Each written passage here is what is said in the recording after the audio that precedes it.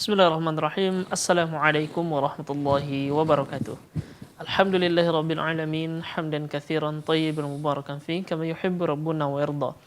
Asyhadu an la ilaha illallah wahdahu la syarikalah wa asyhadu anna Muhammadan abduhu wa rasuluh sallallahu alaihi wasallam. La nabiyya ba'da amma. Puji syukur kehadirat Allah Subhanahu wa taala yang telah melimpahkan rahmat dan hidayah serta nikmat-Nya kepada kita semua. Salawat beserta salam marilah sama-sama kita mohonkan kepada Allah Subhanahu wa taala semoga selalu tercurah kepada nabi kita Nabi Muhammad sallallahu alaihi wasallam. Allahumma salli ala Muhammad wa ala ali Muhammad. Pemirsa Salat TV yang dirahmati Allah Subhanahu wa taala, pada kesempatan kali ini di 29 Muharram 1443 Hijriah atau bertepatan dengan 7 September 2021, kita kembali lagi dalam program kajian Duha dalam pembahasan pembatal-pembatal keislaman bagian ketiga. Nah, insyaallah pada kesempatan kali ini tentunya kita sudah bersama dengan Buya kita, yakni Buya Muhammad Al-Fisham LCMA Hafizallahu Ta'ala, yang tentunya akan menjadi pemateri pada pagi kali ini. Kita sapa terlebih dahulu. Assalamualaikum Buya. Waalaikumsalam. Gimana kabar Buya? Alhamdulillah. Masya Allah, sehat Buya? Alhamdulillah. Kita sudah masuk ke bagian ketiga ya Buya dalam betul sekali. pembahasan pembatal-pembatal keislaman ya. Dan tentunya kepada pemirsa Salat TV dimanapun berada, nanti ketika sudah masuk ke dalam sesi tanya jawab, kita akan menerima telepon dari pemirsa dimanapun berada.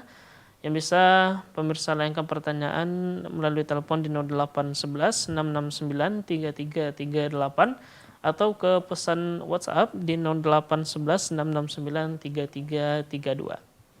Dan insyaallah pada kesempatan kali ini, tanpa memperpanjang kata mukadimah, kita langsung persilakan kepada Buya kita untuk menyampaikan materi terkait dengan pembatal-pembatal keislaman bagian ketiga. Kepada Buya Muhammad Al-Fisham LCMA Hafizallahu Ta'ala, falyatafaddal mashkura. Barakallahu fikum.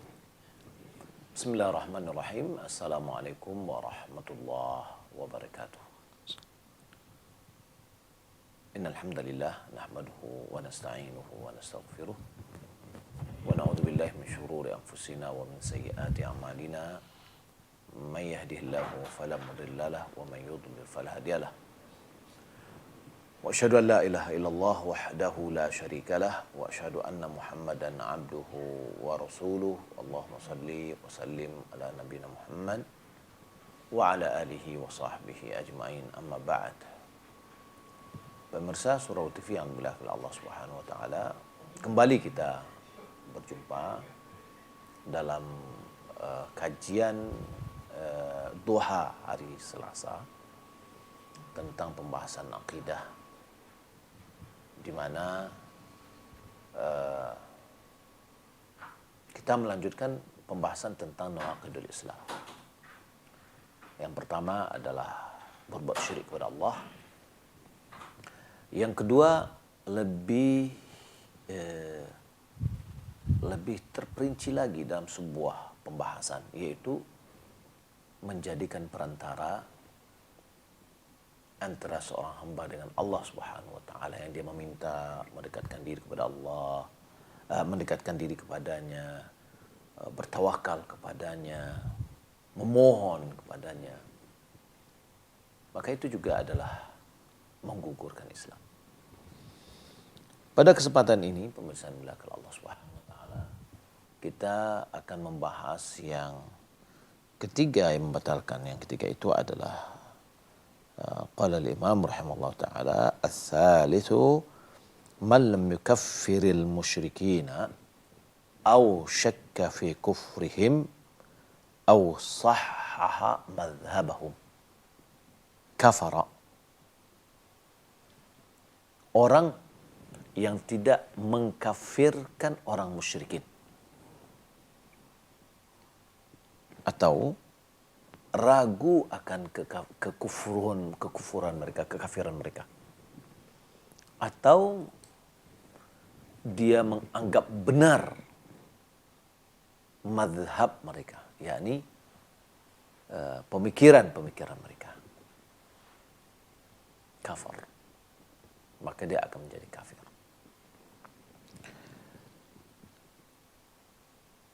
Makna dari pembatal ini bahwasanya orang yang tidak meyakini kekafiran orang musyrikin. Orang musyrikin di sini bersifat umum, meliputi seluruh jenis-jenis kufur, jenis-jenis kafir. Setiap orang kafir pasti musyrik. Ya, setiap kafir pasti musyrik. Orang yang tidak mengkafirkan orang yang kafir, maka dia adalah kafir sepertinya. Begitu juga dia. Orang yang tidak mengkafirkan orang Yahudi, ya, atau tidak mengkafirkan orang Nasrani, atau tidak mengkafirkan orang Majusi, atau tidak mengkafirkan orang-orang yang penyembah berhala, atau tidak mengkafirkan orang munafikin, atau tidak mengkafirkan orang-orang pemikiran ateis, tidak percaya dengan Tuhan, maka dia adalah kafir. Baik.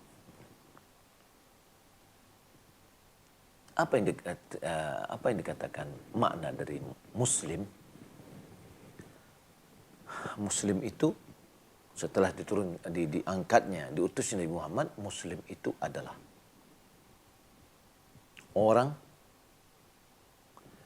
yang mengikuti ajaran Nabi Muhammad SAW. Maka dia adalah Muslim. Orang yang tidak mengikuti ajaran Nabi Muhammad, maka dia tidak Muslim. Tidak Muslim artinya adalah dia kafir.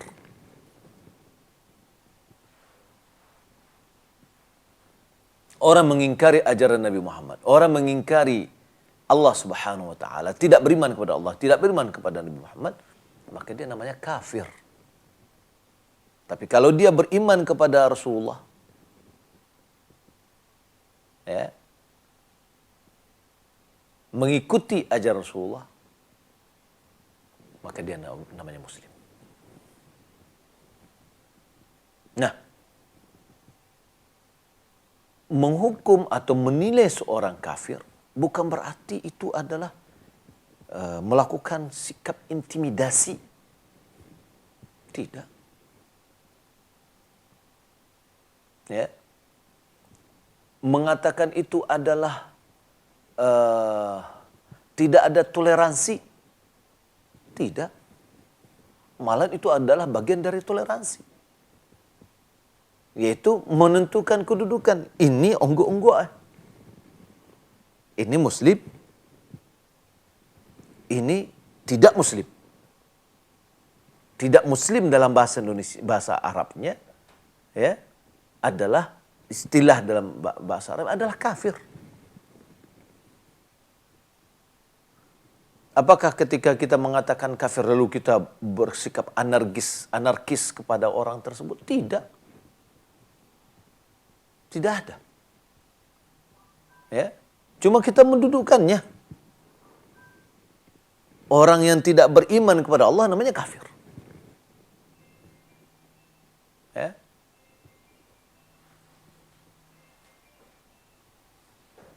Maka orang yang meragukan kekafiran orang kafir.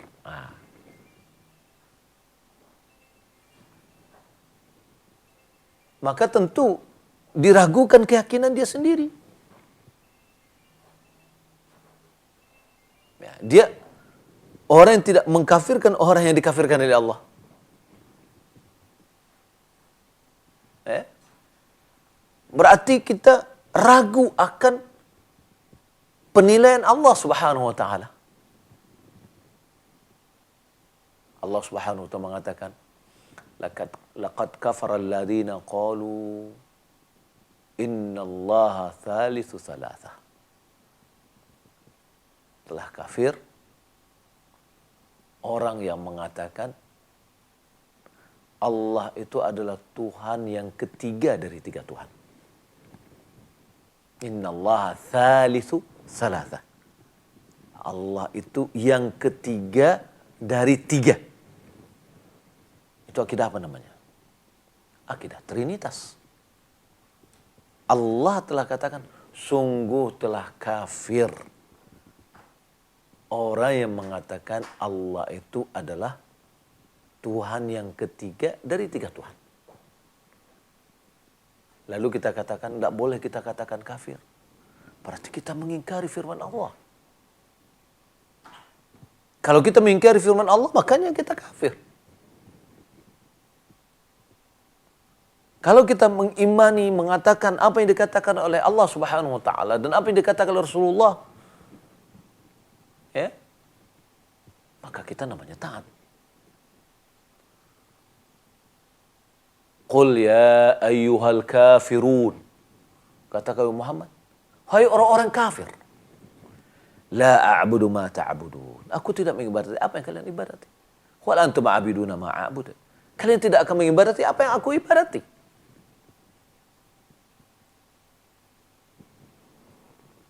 Apakah dengan kita mengatakan orang-orang yang tidak kafir, lalu kita menunjukkan tidak ada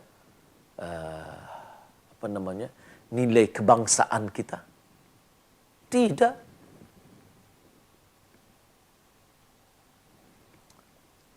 Ada ceramah dari salah seorang pendeta beragama Hindu. Saya sangat menilai dia itu sangat sportif gitu loh.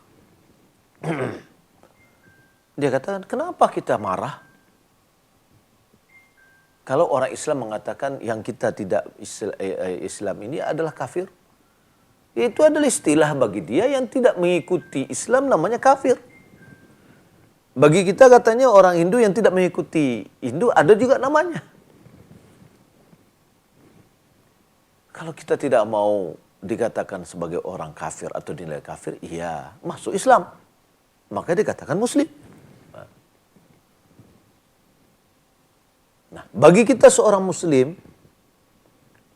tidak mau mengatakan orang yang dikatakan oleh Allah sebagai kafir, itu bisa menyebabkan kita keluar dari agama Islam. Berarti kita tidak punya prinsip dalam agama kita. Berarti kita tidak taat kepada perintah Allah Subhanahu wa taala dan perkataan Allah.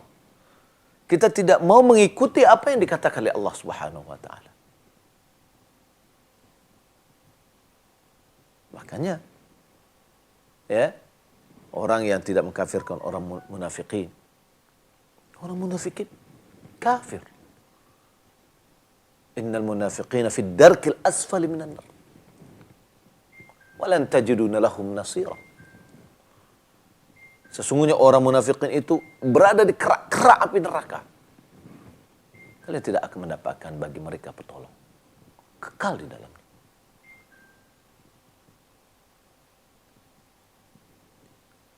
Jadi orang yang sudah ditentukan, ya, maka kita berikan penilaian bahwa ya kafir kata Allah, ya kafir gitu.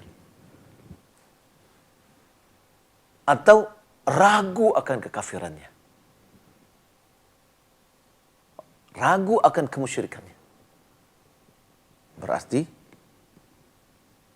ya, orang yang sudah kafir ini ragu kita akan kekafiran, berarti kita sendiri belum duduk akidah kita gitu. Ya. Seperti misalkan dikatakan, saya tidak tahu ya apakah orang Yahudi ini kafir atau tidak, mungkin boleh jadi benar. Ya. Atau dia mengatakan boleh jadi bagi manusia ini, siapapun manusia ini, boleh aja dia beragama dengan Yahudi, Nasrani, ya, atau dengan Islam. Semua agama ini sama. Ini seorang Muslim, kalau orang yang non-Muslim mengatakan itu silahkan aja. Tapi kalau satu orang Muslim yang mengatakan itu, berarti ya dia membenarkan agama Nasrani. Dia membenarkan agama Yahudi. Dan dia ragu dengan agama dia. Ya. Nah, ini akan introspeksi pada diri kita. Ya, seperti orang yang berusaha untuk mencampur baurkan seluruh agama. Ya. Siapa yang berkeyakinan seperti itu, bahwa agama Islam, agama Nasrani, agama Yahudi itu sama aja, ya, sama aja benarnya, sama-sama pengen masuk surga katanya, ya, maka dia adalah kafir. Hati-hati, hati-hati kita yang memahami itu, sebab Al-Quran betul-betul jelas dan nyata yang mengatakan bahwa orang Yahudi dan Nasrani itu kafir. Dan yang benar adalah Islam. Islam yang makna Islam adalah yang mengikuti ajaran Nabi Muhammad. Inna ad-dina indallahi al-Islam. Agama yang diakui di sisi Allah adalah Islam. Islam yang mana? Islam yang dibawa oleh Rasulullah SAW, Muhammad bin Abdullah. Ajaran selain dari itu berarti tidak Islam.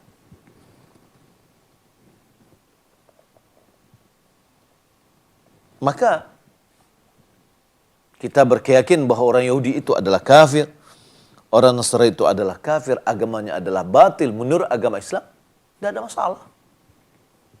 Sebagaimana mereka mengatakan bahwa begitu juga sebaliknya. Ya, agama Islam batil menurut mereka. Nggak ada juga masalah. Silahkan aja mereka menilai seperti itu. Ya. Kalau seandainya mereka mengakui bahwasanya agama Islam itu adalah hak benar yang harus diikuti, tentu mereka sudah mengikuti. Kenapa mereka bersekukuh dengan agamanya? Karena menganggap agamanya adalah benar. Makanya dia juga ikut mengajak orang lain kepada agamanya. Karena dia beranggapan agamanya benar. Nah, orang Islam sudah nyata-nyata, ya, Islam itu adalah yang diridhai oleh Allah Subhanahu wa taala. Kita sendiri yang ragu terhadap agama kita. Nah, begitu juga bagi orang yang beranggapan membenarkan, ya, pahaman mereka. Dan ini hati-hati, ya. Karena bukan apa-apa. Tapi akan mengkhawatirkan akhirat kita.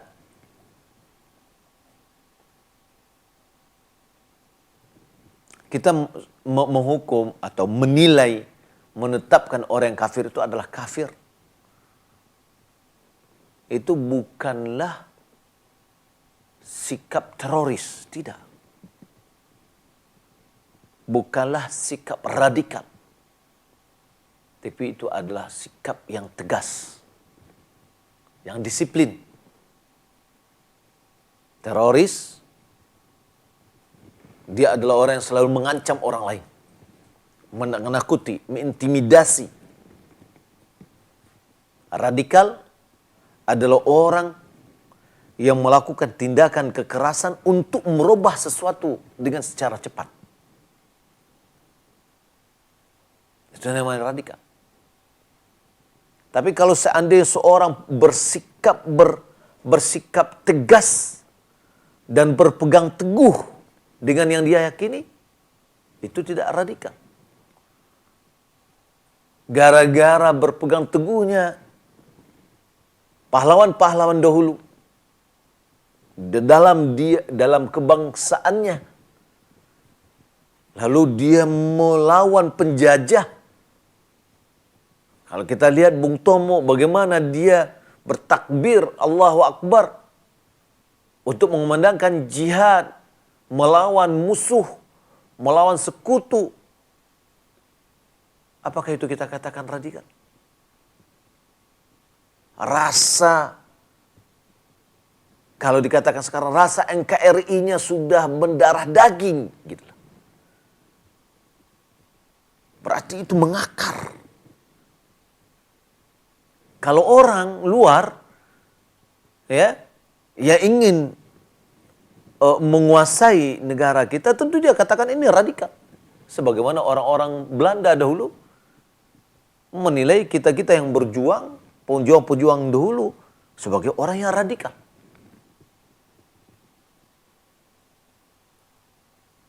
Nah, jadi perlu kita lihat dari kacamata kita berpegang teguh agama dengan baik, yang diundi, yang dilindungi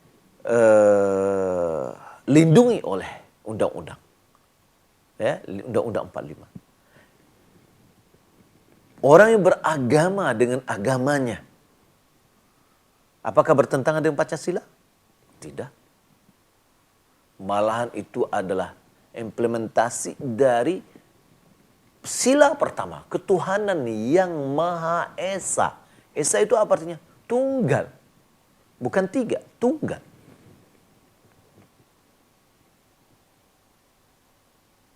Nah, berarti orang yang beragama, yang di Indonesia diakui agama-agama yang telah ditetapkan dahulu, ya, kalau dia beragama, kita tidak ada memaksa dia untuk masuk ke dalam agama Islam. La ikraha fid din. Qad tabayyana ar-rusydu minal ghayy. Tidak ada paksaan dalam agama. Telah jelas kesesatan dan petunjuk. Sudah jelas. Hitam putihnya lah jaleh. Ya. Benar salah sudah jelas. Maka tidak ada pemaksaan lagi. Pilih-pilih bagi seseorang. Tapi bagi kita yang punya keyakinan yang sudah melengket dalam agama kita, dalam akidah kita, ya, yang kafir adalah kafir. Yang munafik adalah munafik. Yahudi adalah Yahudi yang telah dikafirkan oleh Allah. Orang yang Nasrani adalah kafir yang telah dikafirkan oleh Allah Subhanahu wa taala. Ya. Bukan berarti itu adalah sikap radikal. Sikap ketegasan dan penilaian kita ini, ya, tidak tidak mengganggu hubungan antara kebangsaan sebagai sama-sama warga negara Indonesia. Sama sekali tidak berubah.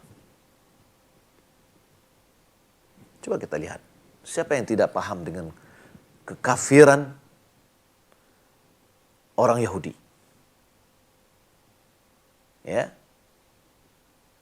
Melebihi dari dari Rasulullah, enggak ada. Rasulullah yang sangat paham sekali orang Yahudi itulah kafir. Ada tetangganya orang kafir, dia berbuat baik, orang Yahudi. Ya, malah Nabi SAW meninggal dunia, ya, dir'nya, yaitu yang dipasang di dalam berperang itu di tangan besi, ya, perlindung dari besi, itu tergadai sama orang Yahudi.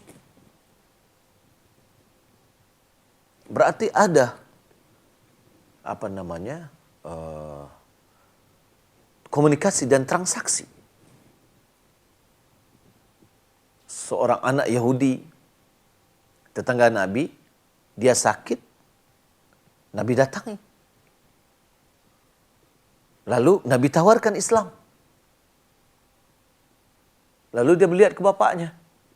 Seakan-akan dia minta izin. Apa kata bapaknya? Taati Abu Qasim. Lalu dia masuk Islam. Setelah masuk Islam, meninggal dunia dia.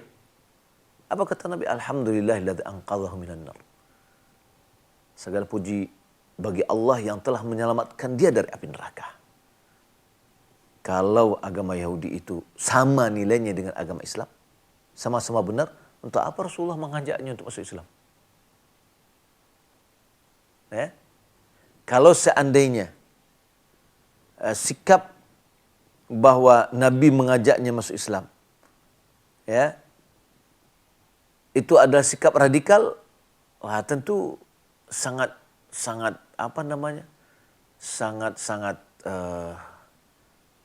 istilahnya, sikap kita kepada Rasulullah SAW jauh dari adab kata seperti itu. Ya, kita mengatakan Rasulullah adalah radikal. Ya. Sementara kita selalu mengatakan kita harus beragama Islam rahmatan lil alamin. Agama Islam yang benar-benar dipraktekkan rahmatan lil alamin yang mana? Adalah yang dipraktikkan Rasulullah SAW. Nah, jadi pemirsa dimulakan Allah Subhanahu wa taala. Untuk diri kita nih, untuk diri kita. Jangan ya kita menyelisihi Al-Quran dan Sunnah. Apa yang dikatakan oleh Allah kafir, kita kafirkan. Ya, maka jangan kita menyelisihinya. Kalau menyelisihinya berarti terancam keislaman kita. Pemirsa dimulakan Allah Subhanahu wa taala, ini yang dapat kita sampaikan dalam topik ini ya.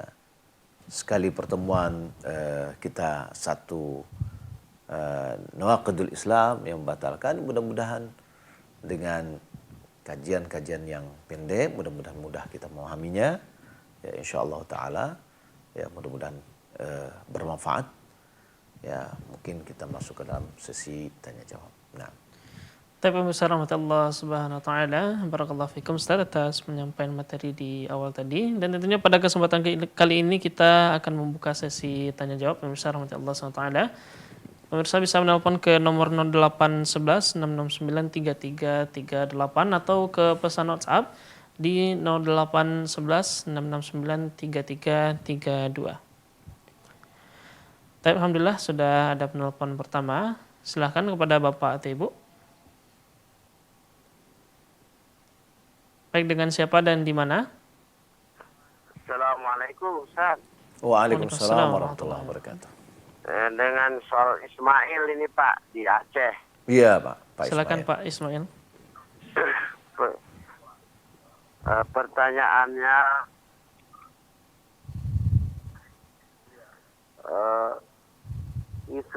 Islam hari ini menurut pandangan Ustaz di Indonesia ini bagaimana sebenarnya Ustaz? Ya. Yang kedua, Ahmadiyah itu adalah bagian daripada Islam. Cobalah mana dunia Islam menampilkan bendera La ilaha illallah Muhammad Rasulullah. Apakah orang itu termasuk kafir? Padahal kita Islam sama Islam loh. Asyhadu an la ilaha illallah wa asyhadu anna Muhammad Rasulullah. Kalau memang Islam Ahmadiyah kalian tidak boleh, coba hapus di dunia ini. Di mana kebenaran daripada Islam yang sesungguhnya. Dan mana yang ahlus sunnah yang sesungguhnya. Demi Allah kita semua ahlus sunnah. Ya. Assalamualaikum warahmatullahi wabarakatuh. Waalaikumsalam warahmatullahi wabarakatuh. Ya, terima kasih Pak Ismail dari Aceh. Ya. Pertama kita berpatok kepada Al-Quran dan Sunnah. Alhamdulillah semua kita selalu berpegang teguh dengan Al-Quran dan Sunnah.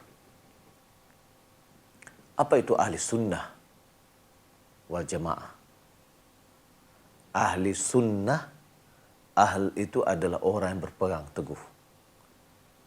As-sunnah adalah sunnah yang diajarkan Rasulullah. Nah, maka ahli sunnah itu adalah orang yang berpegang teguh dengan sunnahnya Rasulullah. Baik. Kalau seandainya ada orang yang membenci sunnah Rasulullah gimana? Ya. Ada orang yang memusuhi orang-orang yang mengajak kepada Al-Quran dan Sunnah.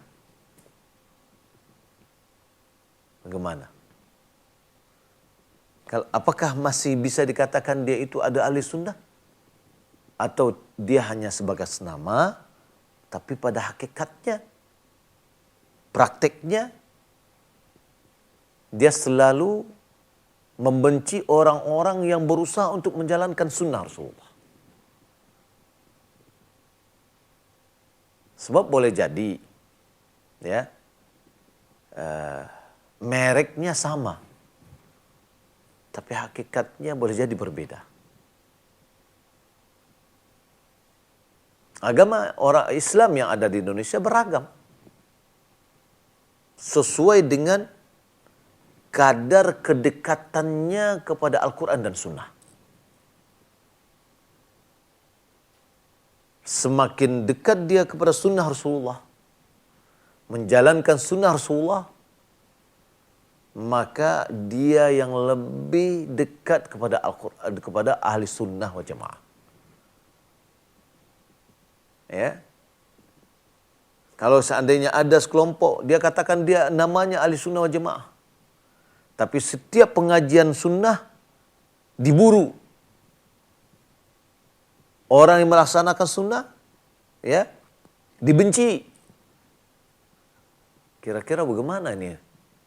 Ya, pertanggungjawabannya di hadapan Allah Subhanahu wa taala.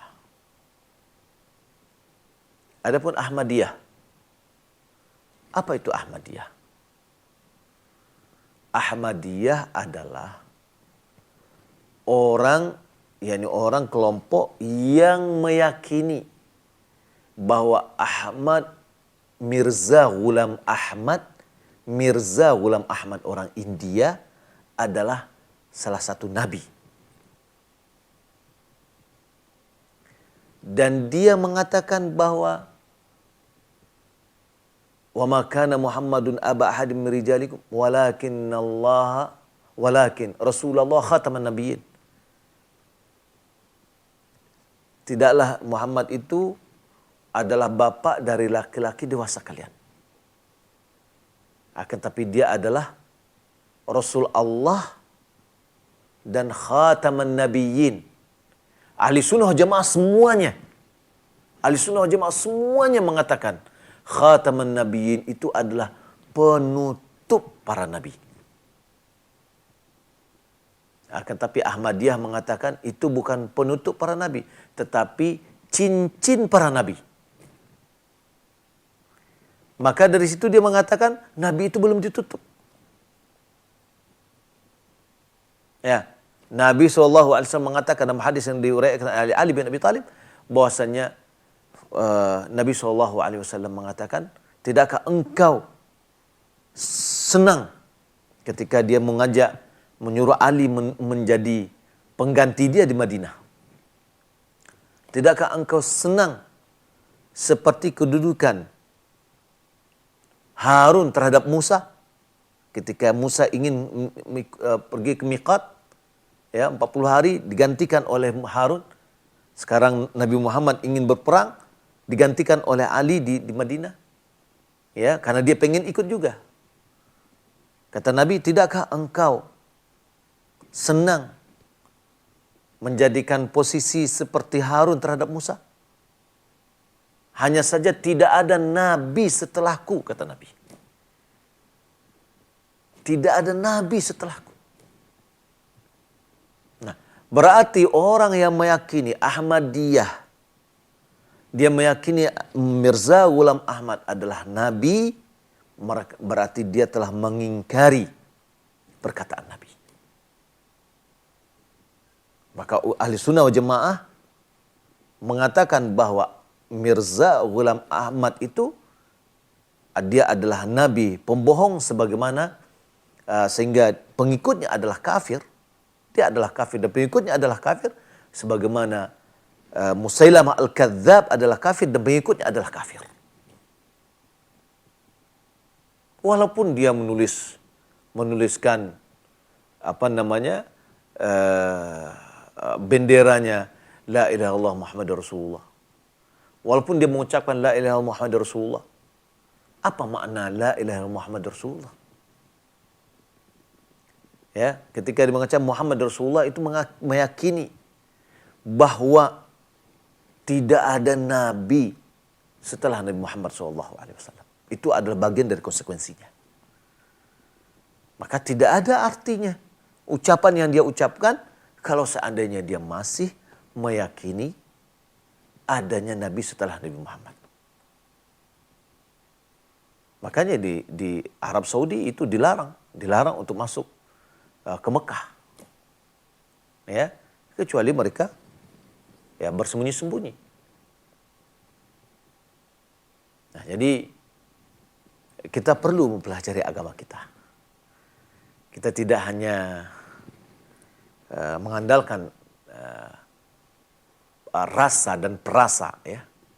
Akan tapi kita pelajari. Ketika kita mengatakan bahwa Ahmadiyah adalah bukan dari agama Islam, ya, bukan kita ingin memecah belah Islam, tapi merekalah yang memecah belah Islam. Kenapa? Kalau dia tidak mau memecah belah Islam, kembali dia ke Islam yang benar. Tinggalkan keyakinannya. Karena Nabi SAW, dia katakan, ya, Ibnu Mas'ud dia mengatakan Nabi SAW membuat jalan, garis lurus di atas tanah. Kata beliau, ini adalah jalan Allah yang lurus. Dia berikan gambaran. Lalu dia bikin kiri kanannya, ya, jalan-jalan kiri kanannya. Ini jalan-jalan yang banyak. Di atas setiap jalan ini ada pendakwah yang mengajaknya. Ya, maka jangan ikuti itu. Lalu dia mengatakan, qul hadhihi sabi qul inna hadhihi sabili mustaqiman fattabi'uh wa la tattabi'us subula fatafarraqu bikum an sabili. Ini jalanku yang lurus. Ikuti jalan yang lurus ini. Jangan diikuti jalan kiri kanan ini. Jalan kiri kanan ini akan memecah belah, akan memecah Anda dari jalan yang lurus. Kalau kita dari Aceh mau ke Jakarta, berarti kita ikut jalan ke jalan timur, ya. Daripada Aceh jalan timur, lewat Seluk Semawai, kemudian Medan, kemudian Duri, Pekanbaru, dan seterusnya, kan gitu, ya. Nah, ada jalan kiri samping, kiri kanan, cabang-cabang. Kalau kita ikuti yang cabang-cabang ini, kita akan terpecah dan terjauh dari jalan yang lurus. Tidak akan sampai kita ke Jakarta. Nah, jalan ini sudah dijelaskan. Ini Al-Quran, ini sunnah yang harus kita ikuti. Ya, menurut siapa Al-Quran dan sunnah? Tentu menurut, ya, Allah dan Rasulnya. Dari mana kita bisa mengetahui menurut Allah dan Rasulnya? Tentu melalui riwayat-riwayat dan bagaimana dipahami oleh para sahabat. Kenapa begitu? Karena merekalah yang belajar langsung kepada Rasulullah. Di mana kita akan bisa melihatnya? Tentu di buku-buku klasik, buku-buku yang punya riwayat kepada perkataan sahabat. Ya. Sehingga kita tahu persis bagaimana para sahabat memahami itu. Dari mana? Ketika mereka mempelajari langsung dengan Rasulullah SAW.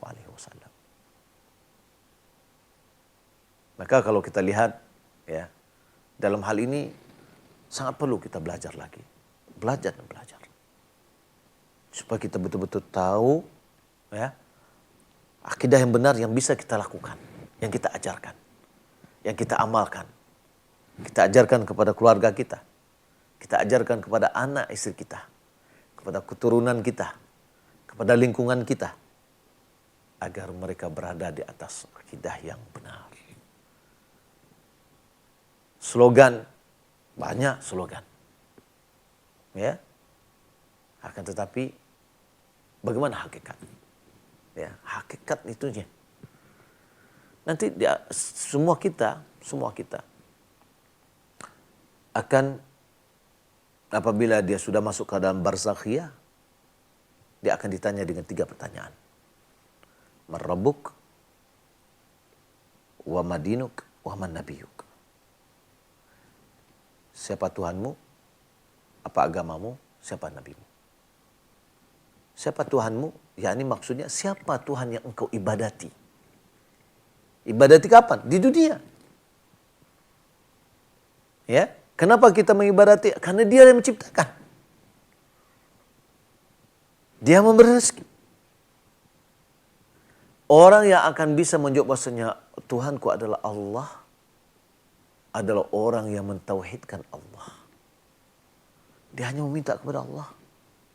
Dia memohon kepada Allah. Dia mendekatkan diri kepada Allah.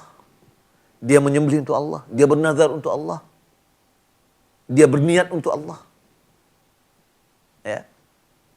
Tapi ketika dia bernazar kepada selain Allah, meminta kepada selain Allah, ya, itu kebiasaan di dunia, bagaimana dia akan bisa menjawab bahwasanya Rabbi Allah? Lalu agama, apa agama? Islam. Orang yang akan bisa menjawab bahwasanya agamanya adalah Islam adalah orang yang di dunia dia menjalankan syariat Islam dalam kehidupannya.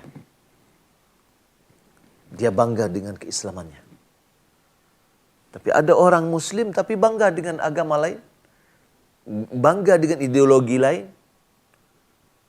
Terhadap agamanya tidak tahu, akidahnya tidak tahu, pelaksanaan ibadahnya kurang-kurang.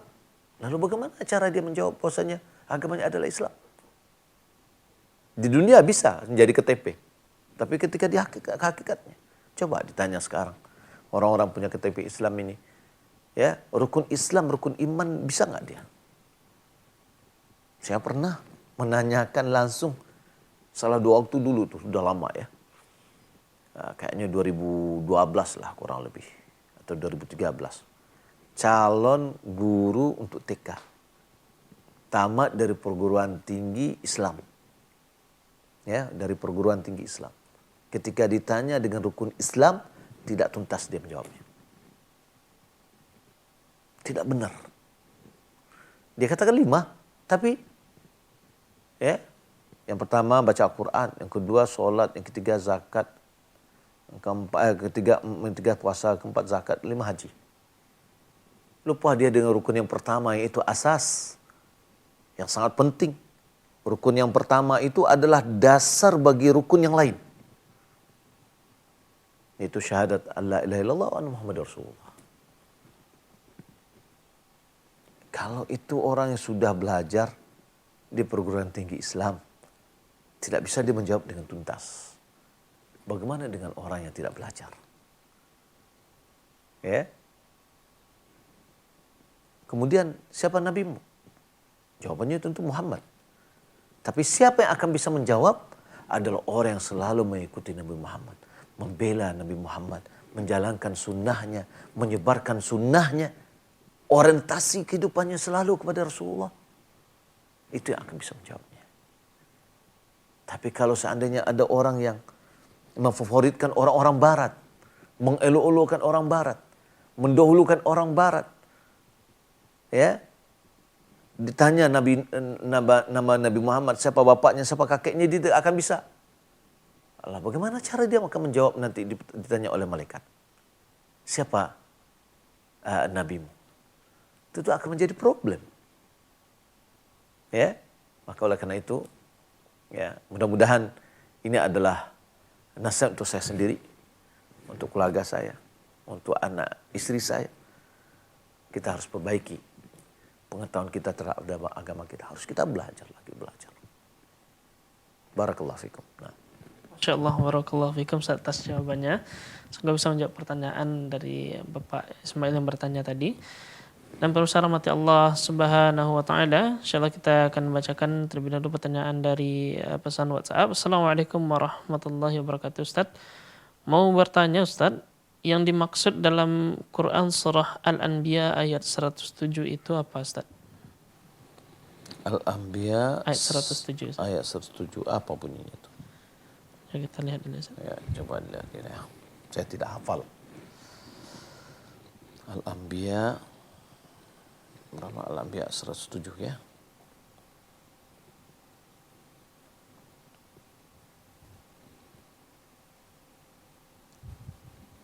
Al-Anbiya 107. Ya. Wa ma arsalnaka illa rahmatan lil alamin. Ya, dimaksud dengan itu adalah Rasulullah. Tidaklah kami mengutusmu, ya, illa rahmatan lil alamin. Yani kecuali untuk rahmat sebagai semesta alam.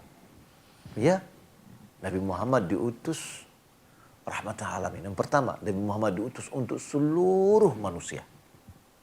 Berbeda dengan nabi-nabi sebelumnya. Nabi-nabi sebelumnya hanya diutus untuk bangsanya aja. Ya, Nabi Muhammad diutus seluruh bangsa, seluruh ras, seluruh etnis, seluruh bangsa, seluruh kabilah. Beliau diutus untuk semuanya. Kemudian Nabi Muhammad SAW rahmatan lil alamin. Karena dia mengajak orang kembali kepada tujuan visi Allah menciptakan manusia. Ini harus kita ketahui. Apa visi Allah menciptakan manusia? Visi Allah menciptakan manusia adalah untuk mengibadatinya. Allah berfirman, "Wa ma khalaqtul al-jinna wal ins illa liya'budun." Wa ma khalaqtul jinna wal insa illa liya'budun.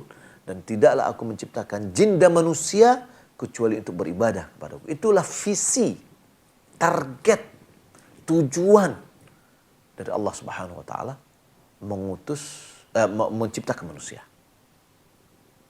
Nah, Al-Quran kitab-kitab suci diturunkan untuk itu. Para nabi diutus, rasul diutus adalah untuk mensukseskan visi tersebut. Gitu. Nabi Muhammad diutus untuk visi itu. Maka dia sebagai rahmat. Ya. Tidak membiarkan orang semaunya. Ya, bukan makna rahmatan lil alamin itu biarkan ajalah orang itu dengan sesuka hatinya. Jangan kita singgung-singgung, jangan kita kita ganggu-ganggu. Dia sukanya mengibadati patung, silakan beri patung.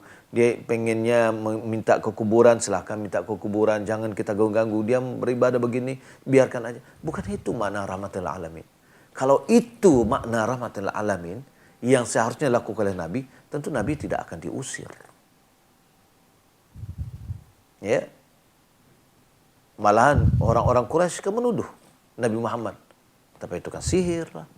Sebagai pemecah belah antara keluarga dan anak lah. Ya. Pemecah belah persukuan lah. Ya. Nabi SAW pernah dilontar dengan batu sampai berdarah. Terjadinya hijrah ke Habasyah yang pertama, Habasyah kedua, ke Madinah. Itu kenapa? Ya, karena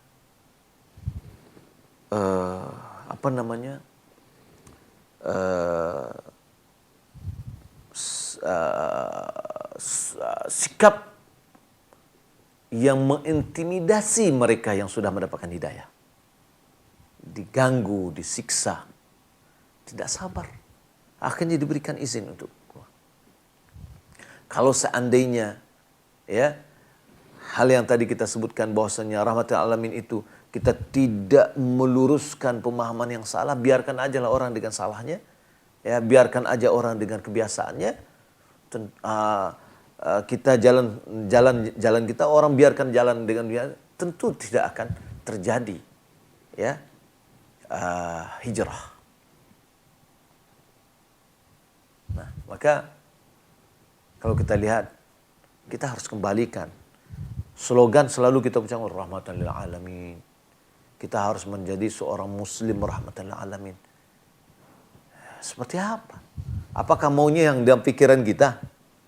Ya, rahmatan lil alamin itu bagaimana orang tidak kita ganggu, ya biarkan aja lah dia minta kuburan, pergi minta kuburan. Dia mau bikin syirik, biarkan berbuat syirik dan seterusnya. Nah, ini berarti ini membiarkan orang masuk ke dalam jurang. Ya, kita ini jalan nih, ada orang mau lewat, kalau lurus dia masuk ke jurang, apa yang kita sikapi? Ya, biarin aja lah dia lewat, gitu ya. Itu namanya mencerumuskan dia ke dalam jurang yang dalam. Tapi kita nasihati. Ketika dia main di tepi jurang, harus kita ingatkan, kita ambil supaya dia jangan jatuh. Ya, boleh jadi dia mendapatkan kenikmatan, dia mendapatkan kenyamanan dan seterusnya, dan syahwat tertentu dia dapatkan ketika dia berada di pinggir jurang. Ya, tapi itu membahayakan. Kita ya dalam bentuk kasih sayang kita kepada dia, kita tarik dia, jangan main di jurang. Ya, nanti jatuh. Gitu. Nah, jadi kembali kita coba pelajari sejarah Nabi. Kita pelajari buku ulama. Ya. Kita baca Al-Quran. Al-Quran kandungannya semuanya penuh dengan tauhid. Kisah Ashabul Kahfi. Itu kenapa disebutkan? Karena memperjuangkan tauhid, memperjuangkan akidah. Ya. Dan pada masanya mereka beberapa pemuda pergi ke gua, akhirnya tertidur di sana. Perginya dari kampungnya kenapa? Karena adanya raja yang zalim. Ya. Maka mereka mempertahankan akidahnya, mereka pergi ke gua. Nah, wallahu taala alam. Saya berdoa ke Allah Subhanahu wa taala karena waktu yang membatasi kita ya. Barakallahu fikum. Mudah-mudahan sedikit demi sedikit kita mempelajari, kita mencari kebenaran. Kebenaran yang akan kita ikuti dan kita amalkan. Ya. Mudah-mudahan Allah Subhanahu wa taala selalu memberikan hidayah kepada kita. Hidayah itu sangat mahal, pemirsa. Bukti mahalnya hidayah, kita selalu meminta ihdinas siratal mustaqim. Minimal 17 kali sehari semalam kita meminta kepada Allah Subhanahu wa taala. Ketika hati kita sudah diketuk oleh hidayah, tangkap hidayah itu. Jaga hidayah itu. Ya. Semoga kita juga wafat di atas hidayah juga. Wallahu taala a'lam. Barakallahu fikum, jazakumullahu khairan. Kita ucapkan kepada Ustadz dan pemirsa Surau TV dimanapun berada. Dengan dijawabnya pertanyaan tadi, kita sudah berada di penghujung program pada kesempatan kali ini. Dan juga kami ucapkan mohon maaf kepada pemirsa dimanapun berada, seandainya ada telepon yang tidak bisa terangkat pada kesempatan kali ini karena waktu yang membatasi, dan juga pesan WhatsApp yang tidak terbacakan. Semoga Allah mudahkan untuk bisa dijawab di program-program kita lainnya. Dan tentunya pada kesempatan kali ini di edisi 29 Muharram 1443 Hijriah, kita ucapkan jazakumullah khairan wa barakallahu fikum kepada Ustadz kita yang telah menyampaikan materi, serta jazakumullah khairan wa barakallahu fikum kita ucapkan kepada segenap kru yang bertugas pada kesempatan kali ini. Semoga Allah SWT balas dengan pahala yang berlipat ganda. Dan marilah kita akhiri program kita di pagi hari ini dengan mengucapkan doa kafaratul majelis. Subhanakallahumma bihamdika asyhadu an la ilaha illa anta astaghfiruka wa atubu ilaik. Wassalamualaikum warahmatullahi wabarakatuh.